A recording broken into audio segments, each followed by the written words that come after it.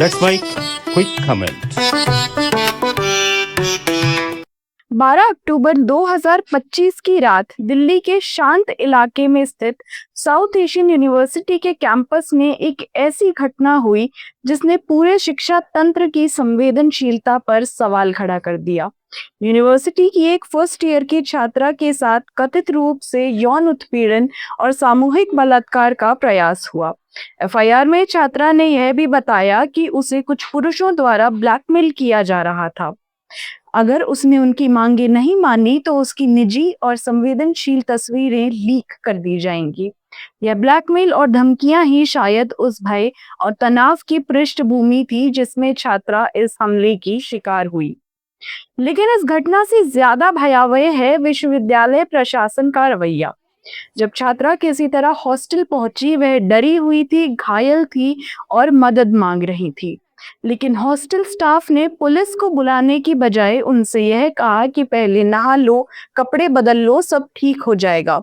Reports के मुताबिक जब छात्रा ने अपनी मां को वीडियो कॉल पर चोटें दिखाने की कोशिश की तो स्टाफ और गार्ड ने उनका फोन ढक दिया। उसी दौरान प्रशासन ने परिवार को व्हाट्सएप मैसेज भेजा जिसमें सिर्फ इतना ही लिखा था कि she had a panic attack. विश्वविद्यालय ने इस पूरे समय पुलिस को सूचित नहीं किया। 13 अक्टूबर को दोपहर में जब छात्रा की एक दोस्त ने पीसीआर कॉल किया, तब जाकर पुलिस कैंपस पहुंची। यानी कि जो जिम्मेदारी प्रशासन की थी वह छात्रों को पूरी करनी पड़ी। एफआईआर दर्ज हुई 14 अक्टूबर को मैदानगढ़ी थाने में, और वह भी विश्वविद्यालय की तरफ से नहीं बल्कि साउथ एशियन यूनिवर्सिटी के छात्रों के जरिए। घटना के पूरे 2 दिन बाद छात्रों ने खुद जाकर शिकायत दर्ज कराई। यह देरी सिर्फ लापरवाही नहीं बल्कि प्रशासन की संवेदनहीनता और शायद छिपाव की कोशिश भी प्रतीत होती है। विश्वविद्यालय के पास उस रात के CCTV footage, guard duty chart और सुरक्षा रिकॉर्ड सभी मौजूद थे। फिर भी कोई ठोस कार्रवाई नहीं हुई और ना ही पुलिस को तुरंत बुलाया गया। सवाल उठता है, क्या प्रशासन किसी को बचाने की कोशिश कर रहा था?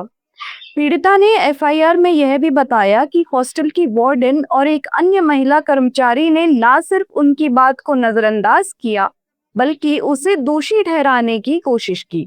वार्डन ने कहा कि इन लड़कियों के बहुत बॉयफ्रेंड्स होते हैं। वहीं दूसरी ने टिप्पणी की उसने खुद अपने कपड़े फाड़े होंगे। एक ऐसे समय में जब पीड़िता को सुरक्षा, संवेदना और मदद की जरूरत थी, उसे मिली बेइज्जती, शक और चुप्पी। 13 अक्टूबर की शाम जैसे जैसे घटना की खबर कैंपस में फैली, छात्रों का गुस्सा फूट पड़ा। सैकड़ों छात्र प्रशासनिक ब्लॉक के बाहर जमा हुए। हाथों में प्लकार्ड्स थे, we want justice, suspend the wardens and stop victim blaming. छात्रों का कहना था कि यह कोई एक घटना नहीं बल्कि साउथ एशियन यूनिवर्सिटी में लंबे समय से चल रही एक लापरवाही और असंवेदनशीलता की परंपरा का हिस्सा है। 14 अक्टूबर को छात्रों ने प्रशासन को एक मेमोरेंडम सौंपा। उनकी मांग थी वार्डन और दोषी स्टाफ को तुरंत निलंबित किया जाए, जांच पारदर्शी और समयबद्ध हो और पीड़िता को कानूनी, मेडिकल और मानसिक सहायता दी जाए। उन्होंने यह भी कहा कि जांच समिति में छात्रों की भागीदारी सुनिश्चित की जाए। लेकिन विश्वविद्यालय की प्रतिक्रिया ठंडी और औपचारिक रही। एक ट्वीट में जीरो टॉलरेंस और सॉलिडारिटी की बात कही गई, लेकिन कोई ठोस कदम नहीं उठाया गया। इसी बीच दिल्ली पुलिस ने जांच शुरू की। 100 से अधिक लोगों से पूछताछ हुई जिसमें 60 से ज्यादा सुरक्षा गार्ड शामिल थे। 40 से अधिक सीसीटीवी फुटेज की जांच चल रही है। यह सब तब हुआ जब मामला मीडिया में आया और छात्रों ने कैंपस में धरना शुरू किया। राष्ट्रीय महिला आयोग एनसीडब्ल्यू ने स्वतः संज्ञान लेते हुए दिल्ली पुलिस को 3 दिन में रिपोर्ट देने का निर्देश दिया। विदेश मंत्रालय ने भी यूनिवर्सिटी से जवाब मांगा है क्योंकि यह एक अंतर्राष्ट्रीय विश्वविद्यालय है जहां भारत समेत दक्षिण एशिया के कई देशों के छात्र पढ़ते हैं। लेकिन अब एक नई प्रगति हुई है। 16 अक्टूबर 2025 को विश्वविद्यालय ने गर्ल्स हॉस्टल की वार्डन रिंकू देवी गुप्ता और असिस्टेंट अनुपमा अरोड़ा को निलंबित कर दिया है। यह कदम छात्रों की मांग और मीडिया रिपोर्टिंग के दबाव में आया। फिर भी साउथ एशियन यूनिवर्सिटी की तरफ से कोई स्पष्ट समयबद्ध और पारदर्शी जांच प्रक्रिया अभी घोषित नहीं हुई है। छात्रों का कहना है कि इंटरनल इंक्वायरी में अभी भी संदेह है कि क्या वास्तविक जवाबदेही होगी या नहीं। कैंपस में मौजूद छात्रों का कहना है कि यह इंस्टीट्यूशनल साइलेंस सिर्फ एक घटना का परिणाम नहीं है, यह उस तंत्र का हिस्सा है जहां प्रतिष्ठा सुरक्षा से बड़ी हो गई है।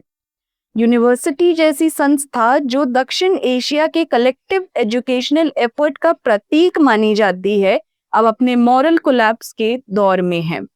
यह वही विश्वविद्यालय है जहां से भविष्य के डिप्लोमैट्स, शोधकर्ता और नीति निर्माता निकलते हैं, और वहीं पर आज न्याय के नाम पर ढिलाई, संवेदनहीनता और छिपाव दिख रहा है। यह मामला अब सिर्फ एक छात्रा का नहीं है, यह सवाल है उस पूरे सिस्टम का जो बार बार पीड़ित को चुप रहने की सलाह देता है और अपराधी को सुरक्षा देता है। अगर साउथ एशियन यूनिवर्सिटी सचमुच अपने छात्रों के साथ है तो उसे अब जवाब देना होगा, ना सिर्फ जांच के नतीजों का बल्कि उस नैतिक जिम्मेदारी का जो किसी भी शैक्षणिक संस्था की बुनियाद होती है। क्योंकि जब विश्वविद्यालय पैनिक अटैक कहकर यौन हिंसा को छुपाता है, तब वह सिर्फ एक छात्रा नहीं बल्कि अपने पूरे मूल्यों से विश्वासघात करता है। धन्यवाद।